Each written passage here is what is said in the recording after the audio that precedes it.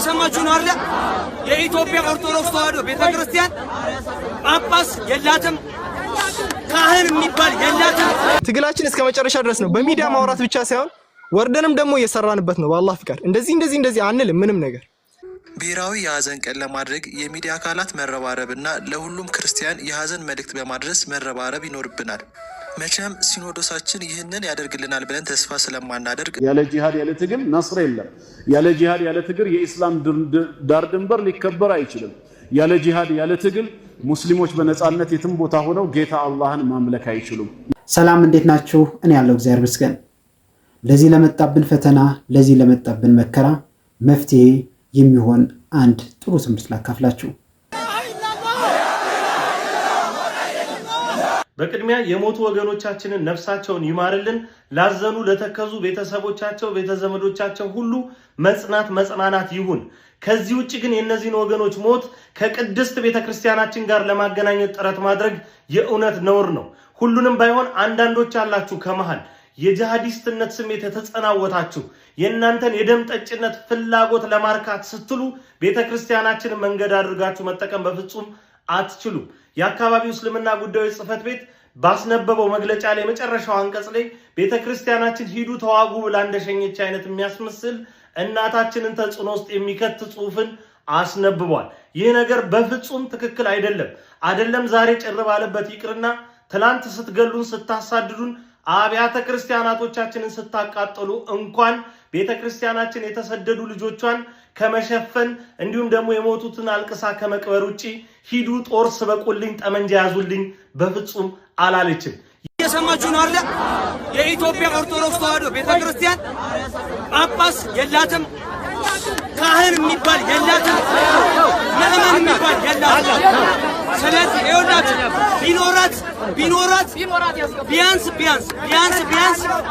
በዚህ ጉዳይ ወጥተው ሊቃነ ጳጳሳቶች መግለጫ ይሰጡ ነበር። ይሄንን አሽቃበጥ እየጎረና ተጠጥቷል አላት መተለኝ ካለ እኛ ከቤተ ክርስቲያን ቦታ ላይ አንሄድም፣ እዚህ ቁጭ እንላለን። ለዚህ ጉዳይ ሁላችሁ ማውራት አይጠበቅባችሁ። መሄድ የምትፈልግ መንገዱ ያለ ጂሃድ ያለ ትግል ነስር የለም። ያለ ጂሃድ ያለ ትግል የኢስላም ዳር ድንበር ሊከበር አይችልም። ያለ ጂሃድ ያለ ትግል ሙስሊሞች በነጻነት የትም ቦታ ሆነው ጌታ አላህን ማምለክ አይችሉም። የግድ ነጻነታቸው እንዲከበር የኢስላም ባንዲራ ከፍ ብሎ እንዲውለበለብ ምድር በአላህ ሸሪዓ እንድትተዳደር ጂሃድ ግድ ነው። ጂሃድ ከሌለ እስልምና ውበት የለውም። ሁሌ መስዋዕት በመክፈል ሁሌ በመበደል መብት ሊገኝ አይችልምና። ሰላም ኦርቶዶክስ አይነት አላችሁ? እግዚአብሔር ይመስገን በጣም ደህና ነኝ። አቡ ሃይደር ያለውን ሰምታችኋል። አሁን ቁርአን ስለ ጂሃድ ምን ይላል የሚለውን ደግሞ ቀጥሎ እንመለከታለን ማለት ነው። እነኚህ ጂሃዲስት የሆኑ ሰዎች የሚመሩበት እንደዚህ ይላል። Allah is our objective, the Quran is our constitution, the prophet is our leader and jihad is our way ይላል። ስለዚህ ቁርአን ኮንስቲቱሽን እንዲሆን ወይም ደግሞ በአላህ መንገድ ህዝብ ሁሉ ምድር ሁሉ እንድትመራ የግዴታ ዋናው መንገድ ምንድነው ያለው አቡ ሃይደር? ጂሃድ ከሌለ እስልምና የለም ማለት በመቻቻል በመከባበርና በመስበክ ወይም ደግሞ እንደዚህ በመነጋገርና ሰዎችን አስተምሮ በመውሰድ ለሚያምኑ ሰዎች በመግደልና ጂሃድ በማወጅ ነው። እሱ ነው ያደርጉ ያሉት። ባይዘወይ ጂሃድ እንደው ነብዩ መሐመድ ራሱ ሲናገር ምንድነው የሚለው? እኔ ታዋቂውን ወይም ደግሞ እንደዚህ አይነት ግብ ያደረኩት በሽብር ነው ይላል። ሐዲስ ላይ ያለ ነው። ሳሂህ ቡኻሪ 4:52-20 ላይ እንደዚህ ይላል። አንደበተ ርቱዕ የመሆን ወይም ደግሞ ልብ የሚነካ ንግግር የማድረግና በሽብር ድል የማድረግ ቁልፍ ተሰጥቶኛል ይላሉ ነብዩ መሐመድ ማለት ነው። ስለዚህ ሽብር የዚህ ጉዳይ ነው። ባይዘወይ ጂሃድ ማለት ገነት የምትገባበት የምትወርስበት ዋናው መንገድ ነው። አንተ ወጥተህ ስትጋደልና ስትዋደቅ ወይም ደግሞ እስልምናን የማያምኑትን እነዛን ሸርክ የሚከተሉትን ሰዎች ስትዋጋቸው ገነት ትገባለህ ነው የሚለው። እንዳውም ቁጭ ብለው እስልምናን አምነው ተቀብለው እንደው ቁርአን ያነበቡ ቁጭ ብለው ከሚኖሩት በላይ የሚዋጉ ሰዎች በገነት ትልቅ ቦታ እንዳላቸው ደግሞ ይናገራል። አሁን ከምእመናን የጉዳት ባለቤት ከሆኑት በቀር ተቀማጮችና በአላህ መንገድ በገንዘቦቻቸውና በነፍሶቻቸው የታገሉት አይተካከሉም። በገንዘቦቻቸውና በነፍሶቻቸው የሚታገሉት አላህ በተቀማጮች ላይ በደረጃ አበለጠ። ለሁሉም አላህ መልካሚቱን ተስፋ ሰጠ። ታጋዮቹም በተቀማጮች ላይ አላህ በታላቅ ምንዳ አበለጠ እያለ ይቀጥላል። ስለዚህ የሚዋጉትና የማይዋጉት እኩል ዋጋ ስለሌላቸው እነ አህመድ ጀበልና መሰሎች ወይም ደግሞ እነኝና አቡ ሃይደርና ሌሎችም በጂሃድ መንገድ የሚያምኑ ሰዎች የግድ ወጣቱን እየቀሰቀሱ ወደዛ መንገድ እንዲሄድ ነው ያደርጉት ያሉት ነው ላይ ማለት ነው። ኦርቶዶክስን ለማጥፋት ክርስቲያኑን ለማጥፋት ወደ 64 የሚደርሱ ስለ ሽብርና ስለ ጂሃዲስት የሚናገሩ አንቀጾች አሉ። ባለፈው ተነግሮ የሉም ብለዋል። እኔ ደግሞ 64ቱም አሉ። ከፈለጋችሁ በኢንቦክስ ጠይቁ እሰጣችኋለሁ። እንደዚህ ያልን ብንሄድ እንዳልኳችሁ 64ቱ እጅግ በጣም ለቁጥር የሚያታክቱ ናቸው። ስለዚህ የጂሃድ ዋናው መንገድ ምንድነው? ገነትን ለመውረስ ወይም ደግሞ ጀነትን ለመውረስና የተሻለ ቦታ ለማግኘት የግዴታ መዋጋት መቻል አለብን። ይሄ ነው ዋናው መንገድ። እኛ ክርስቲያኖች ደግሞ ምንድነው የምናምነው? ጌታችን አምላካችን መድኃኒታችን ኢየሱስ ክርስቶስ ለደቀ መዛሙርቱ ብሎ አስተማራቸው። በአንዲቱ ከተማ መከራ ቢያሳዩአችሁ ወደ ሌላይቱ ሽሹ። መከራ ካምሳው ወደ አንዱ ቦታ ሂዱ ነው በቃ። እኛ የመግደል ስልጣን አልሰጠንም። የሚገርልም የሚያነሳም እግዚአብሔር ብቻ። ኦርቶዶክሳውያን እግዚአብሔር አምላካችን ከዚህ መዓት ከዚህ መከራ ሁሉ ይሰውረን። ብሔራዊ የሀዘን ቀን ለማድረግ የሚዲያ አካላት መረባረብና ለሁሉም ክርስቲያን የሀዘን መልእክት በማድረስ መረባረብ ይኖርብናል። መቼም ሲኖዶሳችን ይህንን ያደርግልናል ብለን ተስፋ ስለማናደርግ በዚህ መልኩ አንድነታችንን ብንገልጽ ጥሩ ነው ተብሏል። ከመላችን ጎን ለጎን እና በኋላ ዘላቂነት ያለው የመፍትሄ መንገድ እንድናበጅለት በዚያውም የእመቤታችንን ስደቷን እያሰብን ከጥቅምት 24 እስከ 27 ለተከታታይ 3 ቀናት የሚቆይ የሀዘን ቀን እንዲኖረን ኦርቶዶክሳውያን ቲክቶከሮች፣ ዩቱበሮች፣ ፌስቡከሮች፣ ቴሌግራም፣ ኢንስታግራም፣ ትዊተር፣ ሳተላይት ቴሌቪዥኖች በአጠቃላይ የማህበራዊ ሚዲያ ተጠቃሚዎች በሙሉ ባለን አቅም ሁላችንም መጮህ ይኖርብናል ተብሏል። በዚህ 7 ዓመታት በዝቋላ፣ በበደኖ፣ በአርባጉጉ፣ በአርሲ፣ በጅጅጋ ወዘተ በሰማዕትነት ያለፉን ፎቶ በመለጠፍ የሰማዕቱ ግፍ በሁሉም ቤት እንዲታወቅ ማድረግ ነው ሀሳቡ። ለሁሉም ለምናውቃቸው ሁሉ እያዳረስን ለሀገር ወዳድ የእስልምና ተከታዮችም ጭምር ሀዘናችንን እያደረስን የሚቀጥል ይሆናል። የተሻለ ሀሳብ ካለ እንመካከር። ካህናት፣ መምህራን፣ ሰንበት ትምህርት ቤት ማህበራት፣ ሁሉም በየዘርፉ ድርሻውን የሚወጣበት እንዲሆን ማህበረ ምዕመናን ጥሪ ተቀምጠንም መሞታችን አልቀረም። ተቀምጠንም ሰላም አይሰጡም። ስለዚህ ወጣቱ ራስን አዘጋጅ፣ አጠንክር። እስከዛ በምትችለው ሁላ ተንቀሳቀስ። በማንም አጠብቅ። ሁሉም የድርሻውን ይወጣ።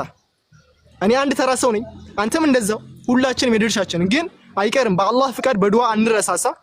ይሄ ጊዜ ይመጣል። ወላሂ በላይ የምንሆንበት አብሽሩ፣ አብሽር በሉ። ጊዜ ይመጣል። እኔ በግልጽ ነው የምነግራችሁ። ኢንሻአላህ ወላሂ አብሽሩ። እኔ ይሄንን ነው አሁን ደጋግሜ የምነግራችሁ። ኢንሻአላህ ልባችሁም አይሰበር። ለዚህ ዲን ወጣቶች አሉ፣ ጀግኖች አሉ። ኢንሻአላህ ሁሉ ነገር እዚህ ጋር አይወራም። ስለዚህ አብሽሩ። አላህ ይዘንላችሁ። ሰላም አለይኩም። ንጹህ ደም ፈሰሰ፣ የአቤል ደም ጮኸ። ቃየል በዛ ብሎ መናገር ኃጢአት አይደለም። በመላው ዓለም ለምትገኙ ኦርቶዶክሳውያን መልእክት አለኝ። ይህ መልእክት ለሁሉም ተደራሽ እንዲሆን ሼር፣ ሪፖስት አድርጉት። እንደሚታወቀው ከ2 ቀን በፊት ዓለም አቀፋዊ የሚዲያ ዘመቻ ጥሪ ማከናወናችን ይታወቃል። ይህንንም ተከትሎ የተለያዩ መምህራን የተለያዩ ቪዲዮዎችን እየሰሩ እንደሆነ አይተናል። በመሆኑም ሁላችንም ኦርቶዶክሳውያን ዓለም አቀፍ የሚዲያ ዘመቻውን በተመለከተ በነገው ዕለት ከአስተባባሪ ኮሚቴው መግለጫ ስለሚሰጥ ይህንን መግለጫ በጥሞና በማዳመጥ የምንታዘዛቸውን ነገሮች ሁሉ በማድረግ በኢትዮጵያ ኦርቶዶክሳውያን ላይ የታወጀብንን ጄኖሳይድ ለዓለም አቀፉ ማህበረሰብ እንድናደርስ ጥሬን አቀርባለሁ። እግዚአብሔር አምላክ ቤተክርስቲያናችን ይጠብቅልን። ዛሬ ቤተሰን ውስጥ የተማርነው ትምህርት ነው። የሆነ አካባቢ ጣዖትን የሚያመልኩ ዛፍን የሚያመልኩ ማህበረሰብ ነበሩ። እናም ይህንን ክፉ ድርጊታቸውን የተመለከተም አንድ ለእግዚአብሔር የቀና ሰው የሆነ ነገር መከረ፣ የሆነ ነገር አሰበ፣ ዛፉን መቁረጥ። እናም ሰው በሌለበት ሰዓት ሚሳር ይዞ ዛፉን ለመቁረጥ በሚሄድበት ሰዓት ጠላት ዲያብሎስ ተገልጸው ምን ልታደርግ እየሄድክ ነው ያለው ብሎ ጠየቀው። ሰውየውም እውነቱን ነገረው። ዛፉንማ አትቆርጥም ብሎ ያ ጠላት ዲያብሎስ ከሰውየው ጋር ተጋጠመ። ከዛም ሰውየው በላይ ሆነ፣ ሰይጣኑ ደግሞ በበታች ሆኖ ያ ሰው በሚሳር አድርጎ ሰይጣኑን ሊመታው ሲል ተው አትምታይ፣ በአንድ ነገር እንስማማለን። ምንድነው የምንስማማበት ጉዳይ ብሎ ሲጠይቀው ዕለት ዕለት ጠዋት በቤትህ በመስኮቱ ብር ታገኛለህ፣ ስለዚህ ተወኝ ብሎ ጠየቀው። እኔንም ተወኝ ዛፉንም እንዳትቆርጥ ብሎ ጠየቀው። እንዲህ ብር ማገኝ ከሆነ ሳልወርድ ሳልወጣ ሳለፋ ብር ማገኝ ከሆነማ ብሎ ትቶት ሄደ። ከዛም ጠዋት ሲነሳ ብሩ የለም፣ በነገታውም ሲነሳ ብሩ የለም። በሶስተኛ ቀን ተናደው ምሳሩን ይዞ ዛፉን ለመቁረጥ ይሄዳል። ከዛም ሰይጣኑ በወጣት አምሳል ተገልጾ ያገኘዋል። በቀደም ያታለልከኝ እንደዚህ ብለህ አታለልከኝ አይደል ብሎ ሰውየውን ይገጥመዋል። ከዛም ያ ለእግዚአብሔር ቀና የነበረ ሰው ምን ሆነ? ከበታች ወድቆ ሰይጣን ደግሞ ሊመታው እንትኑን ነጥቆ የሚሰሩ ነጥቆ ሊመታው ሲል እንዳትመታኝ በቃ አንድ ጥያቄ ልጠይቅህ አለው። ባለፈው በቀላሉ ነበር የጣልኩ፣ አሁን ደግሞ አንተ በቀላሉ ጣልከኝ። ይህን ሁሉ ጉልበት ከየት አገኘህ? እስቲ ንገረኝ አለው። እኔ አዲስ ጉልበት አዲስ ኃይል አግኝቼ አይደለም፣ ታዲያ አንተ ራስህ ስለሰነፍክ ነው የጣልኩ አለው። በቀደም ስትመጣ ለእግዚአብሔር ቀንተህ ነበር የመጣው፣ አሁን ግን የመጣው ለገንዘብ ብለህ ነው የመጣው፣ ከቀናት የተነሳ አይደለም አለው። ስለዚህ እነዚህ ክፉ አድራጊዎች እየበረቱብን ያሉት እውነት ኃይል አግኝተው ከኛ በላይ አቅም አግኝተው ነው ወይስ እኛ ሰንፈን ነው? ክርስቲያን በመከራ ሰዓት ራሱን ነው የሚመረምረው። ስለሚያሳድዱ ሰዎች የሚያደርጉትን አያውቁምና እግዚአብሔር ሆይ ይቅር በላቸው ብሎ ይለምናል። ስለ ራሱ ደግሞ ያለቅሳል። ስለ ኃጢአት በደለኛ ነኝ ኃጢአተኛ ነኝ እያለ። ስለዚህ እኛ እያደረግን ያለ ነው ምንድን ነው?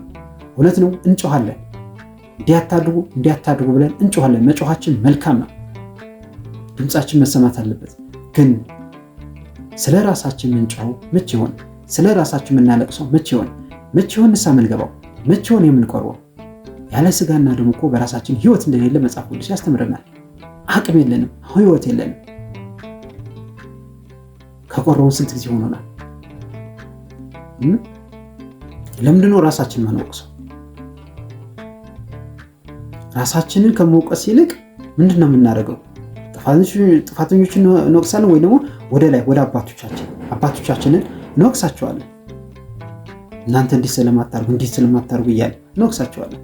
መሆን አለበት ይሄ? የለበትም። ራሳችንን መፈተሽ ያለብን።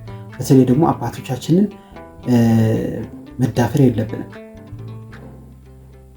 እስቲ ተመልከቱ። አንድ ፖሊስ የሆነ አካባቢ መጥቶ እንዲህ አታድርግ ብሎ ቢዝህ፣ አይ አንተ አልሰማም እንዴ አንተ ለራስ ጥፋተኛ ነህ፣ ተደብቀ የምታደርገው ነገር እኮ እናውቃለን፣ ስለዚህ እኔን መያዝ አትችልም አንልም። ፖሊስ ስለሆነ ያንን ልብስ ስለለበሰ መንግስት ስልጣን ስለሰጠው ምንድነው የምናደርገው? እንታዘዝለታለን። ለምን? ስለተሰጠው ስልጣን ብለን። እሱን ካላከበር ነው የሚመጣብን ነገር ስለምናውቅ። ሰውየው መልካም ስለሆነ ጥሩ ስለሆነ አይደለም፣ ወንጀል ስለሌለበት በደለኛ ስላልሆነ አይደለም። ስለተሰጠው ስልጣን ግን እናከብረዋለን። ካህናት አባቶቻችን እኮ ምድር ላይ ካለው ስልጣን በላይ ትልቅ ስልጣን ተሰጥቷቸዋል። ከእግዚአብሔር የተሰጣቸው የክህነት ትልቅ ስልጣን አለ። የማሰርም የመፍታትም ስልጣን ተሰጣቸዋል። የሰጣቸውም እግዚአብሔር ነው። በምድር ላይ ፖሊስን ማክበር መንግስትን ማክበር እንደሆነ ሁሉ ካህናትን ማክበር ደግሞ እግዚአብሔርን ማክበር ነው። ስለዚህ የምናከብራቸው ስለተሰጣቸው ስልጣን አባቶቻችን ስለሆኑ ወንጌል ስለሰበኩ ነው። እውነት ነው እንዲያደርጉልን ብለን በትህትና መጠየቅ አለብን። ግን ደግሞ እላፊ ግን መናገር የለብን። በትህትና መሆን አለበት ሁሉ ነገር። እስቲ መጀመሪያ ራሳችንን እንፈትሽ። እኛ እርስ በራሳችን ፍቅር አለን? አንደኛ ዮሐንስ ምዕራፍ 4:8 ላይ እንዲህ ተብሎ እኮ ተጽፎልናል። ፍቅር የሌለው እግዚአብሔርን አያውቅም፣ እግዚአብሔር ፍቅር ነውና ተብሎ ተጽፏል። እግዚአብሔር እኛን የሚረዳን መፍትሄ የሚሰጠን ምን ሲሆን ነው? ፍቅር ሲኖረን ነው። ፍቅር ሲኖረን ነው እግዚአብሔር ከኛ ጋር ነው። እግዚአብሔር ምን ስለሆነ? ፍቅር ስለሆነ። ግን እውነት እኛ ኦርቶዶክሳውያን እንዋደዳለን፣ እንከባበራለን፣ እንተሳሰባለን ወይስ እርስ በርሳችን እንዋቀሳለን? ራሳችንን እንፈትሽ። ለራሳችን ስንል ምን ነው? ጨው ነው ለራሳችን። አለበለዚያ ድንጋይ ብለው ይጥሉናል። እናመሰግናለሁ። ልዑል እግዚአብሔር አስተዋይ ልቦናን ይስጠን። መካሪም ሁኛ አይደለም እንዲህ ስናገር ራሴንም እየወቀሰኝ ይወጣሉ። እናስተውል። ምናልባት ለዚህ ቻናል አዲስ ከሆናችሁ ያው አዲስ ምን ነው ቻናሉ ቲክታክ ላይ ነበር ማገለግለው፣ ሰብስክራይብ አድርጉና ጥሩ ጥሩ ቪዲዮዎችን እያመጣሁ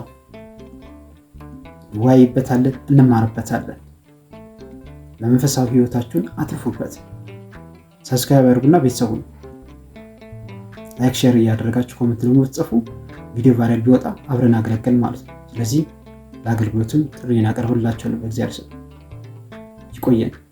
ላስተማረን ለገሰጸን ለልዑል እግዚአብሔር ክብር ምስጋና ይሁን። ከተማርነው ትምህርት 36 ሰምቶ ያማረ ፍሬ እንድናፈራ ዘንድ ያድርገን። አሜን።